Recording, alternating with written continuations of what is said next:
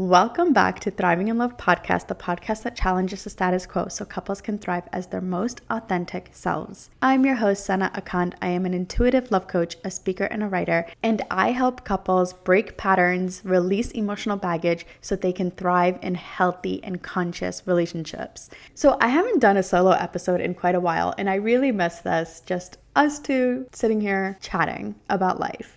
So a little catch up. I spent the past week in Mexico celebrating my beautiful sister-in-law's wedding and my 34th birthday. So I decided to do something different. If you are watching this as a video on Spotify or YouTube, you may notice that I have a haircut and just chop off all my hair, and it feels amazing. I love it. 34 is going to be an extremely transformative year for me. I mean, every year since I was 28 and entered my Saturn return has been transformative for me. And it continues to be, which is really fun and exciting because I'm the type of person that hates staying the same. And I love growing and evolving and, de-shedding and having seasons of growth and evolution.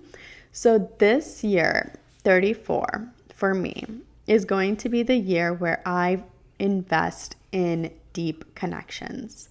I am craving more conversations that are not with like-minded people, but with growth-minded people. I am craving connections with heart-centered people who don't just think logically with their minds, but question the thoughts that they have and tap into their heart. Also, for my 34th birthday this year, I did something differently where I asked my husband to not buy me any gifts, but instead to write me a love letter. He wrote me the most beautiful, soul-satisfying letter that I have ever read, and I want to share it with you guys. So I'm going to read you the letter. I am going to take out some parts because they're a little personal, but here's the gist of it.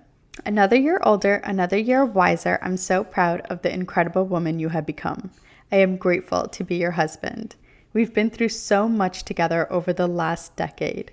Each change in our life has proven to me how special you are. Your compassion, love, and resilience inspires me to be a better person, especially to those that may not deserve it. Life's been full of ups and downs for us, but knowing I have your love and support makes me confident that no matter what, we'll be okay. I fall deeper in love with you every year that passes as we embark on our next and maybe our craziest adventure of our lives yet. I know the only thing I can rely on with absolute certainty is our love and commitment to each other. Happy birthday, boo. Can't wait to see where our lives go from here. Yours forever, Adnan. And this was so special because if you guys have ever been with an emotionally unavailable man, you know how incredibly hard it is to get them to tap into their heart space. And I am so incredibly proud of the growth that he has shown in his own journey without me pushing or asking or craving, which I did in the beginning. My love language is words of affirmation. So just imagine how unloved I felt from someone who was not able to use their words to express their emotions. So this is just really monumental for our relationship because it just proves how far we have come in me being able to even vocalize and ask for what I want, knowing that it was going to be hard for him. I was so proud of myself because that's what vulnerability is, right? It's risking the ask at the fear of rejection or abandonment, but still being true to who I am and what I want. And if I don't ask for the things that I deeply want and just settle for a nice dinner out or, diamond earrings or whatever he would have gotten me, I would have had to fake appreciation for something that I know so many women would be so grateful for and so happy for, but I wouldn't, right? And that's why in the beginning of this podcast, I always say that we're creating relationships that are authentic to ourselves, our true selves. What I mean by that is not settling for things because we don't want to ruffle any feathers, because it's fine the way it is. Why question it? We didn't come to this earth to just have mediocre experiences. We came here so that our souls can enjoy the fullness of the human experience. And when you abandon your deepest desires, your soul gets upset. And that's why you end up feeling depressed and you have anxiety, because that is signals from our soul that something's out of alignment with our actions, our words, our thoughts, our feelings. Our only responsibility here on this planet is to honor our soul, which is going to help us become powerful beings. Because the more we speak up at home in our relationships, the easier it becomes to speak up when we see injustice in the world. The more that we open ourselves up to allow for different point of views to sit in our heart space, the more accepting and empathetic and compassionate we can be for others that are different than us out in the world. So the way that we are at home in our relationships truly determines how we are out in the world. And that's why I am so passionate about relationship work, even though there's so much happening in the world and there's so much that I'm passionate about for justice. I stay rooted and grounded in the relationship work that I am doing, because I know that the more we connect with ourselves, the more we connect with our most intimate relationships, the easier it becomes to connect with our community and our collective and our entire world. So I hope that you guys take this as inspiration and motivation and challenge yourselves to ask for what you want. And even if it terrifies you that they may reject you, or they may fall short, or that they may not want to do what you're asking of them, and they may say, oh, you're being crazy, this is too much, like, challenge that. Because my husband used to be that way, where he would be like, oh no, like, I'm not comfortable with that. It took us a long time to get to this place. I'm not saying that change is easy or that it's fast, but it is possible. And I hope that my story can give you guys hope that we are working with really rooted versions of ourselves that are stuck in our ways. We've been stuck in our ways for generations. We are breaking generational curses. So change is not going to be overnight. It's not going to be easy. But the more that we communicate our thoughts and our feelings and the reasons why we want the things that we want and what it would mean for us, the easier it becomes for the person that loves you to listen to you and understand. And then maybe the following year, you'll get what you want. It's a lot of patience when it comes to love. It's a lot of understanding that they're not rejecting you because of you. It is because of their own limitations and their own confidence issues and their own, feelings of not being good enough or what have you. And holding space for that too, and not taking things personally. The moment you learn not to take things personally is when you can open up your heart space and hold space for different people, places, and things that are different from you. So yeah, loved the love letter. It was so perfect. It was so great. And it just made me so happy and proud of our growth. And it's all because I stayed consistent with speaking my truth, being vulnerable, asking for what I want, understanding that I may not always get what I want, but like the whole journey has been about us learning each other. So the more that I had to step back from taking it personally and opening up to understanding him, that created a safe space for him to start to be vulnerable and to start to open up and to start to share why these are limiting things for him, what happened in his past that stopped him and blocked him from his emotions. So this is a huge moment for us in time in marriage to really heal both the feminine and the masculine. The way that society works and the system that we're all operating under is detrimental to both the man and the woman.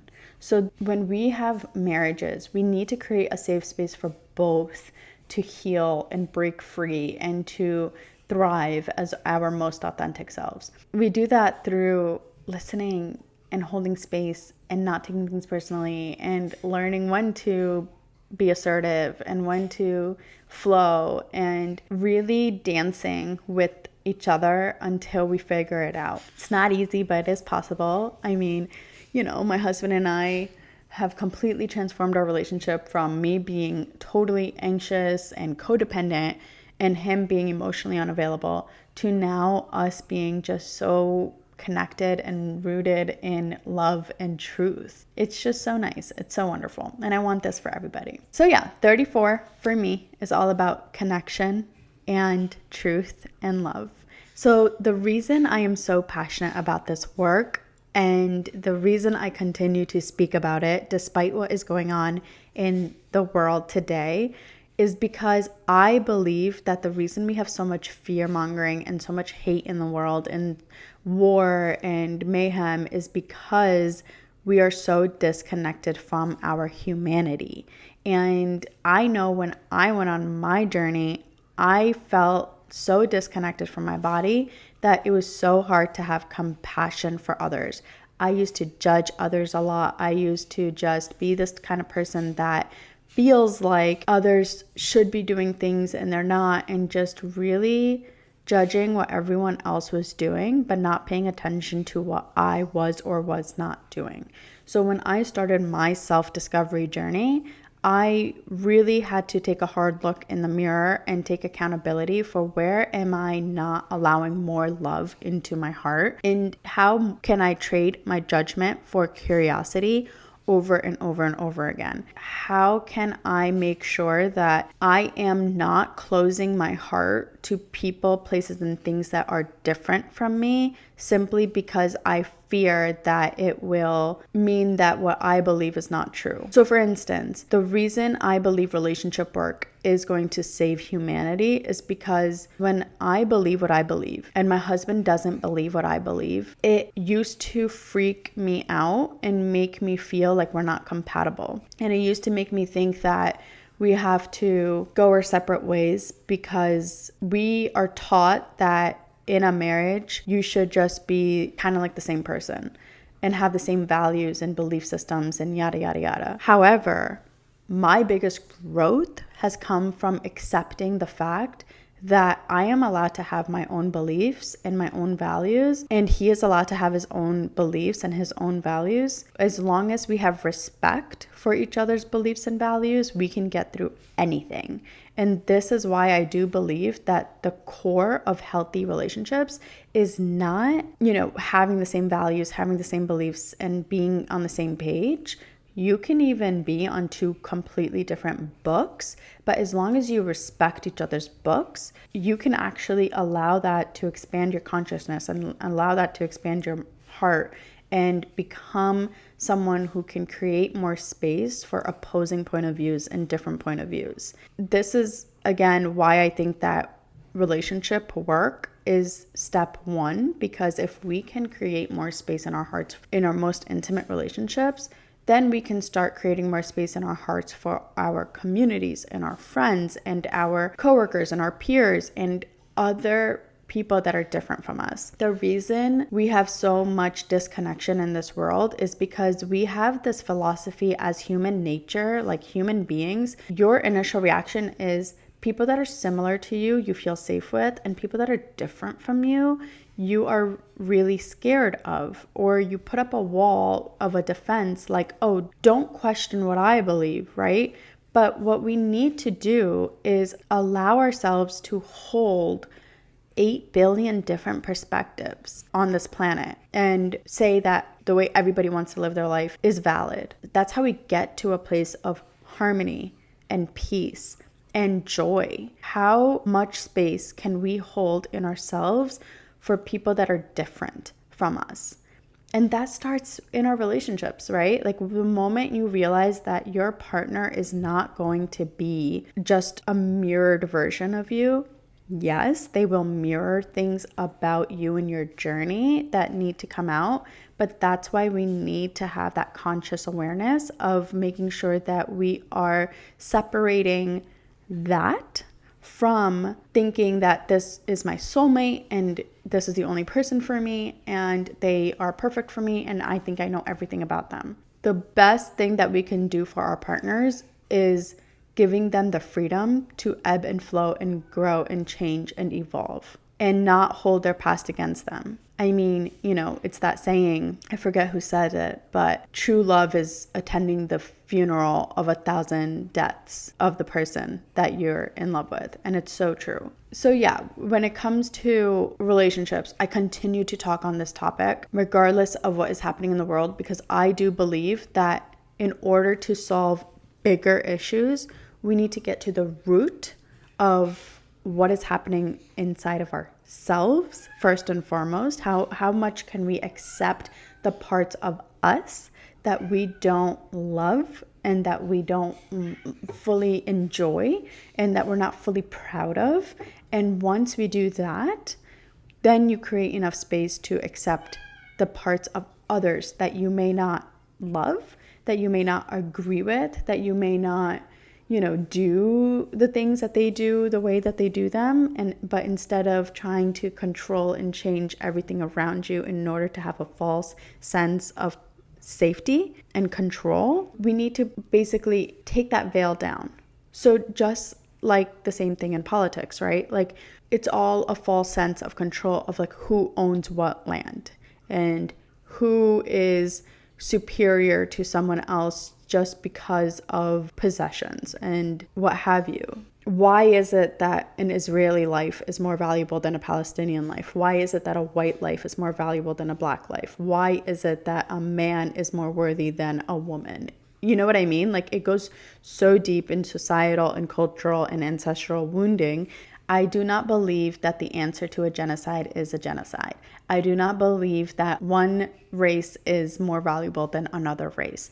I do not believe that what is happening in this world and the funding that we are providing as a country is right. So I want to start getting into rooms with people, places, and things that are questioning why have we just been repeating history?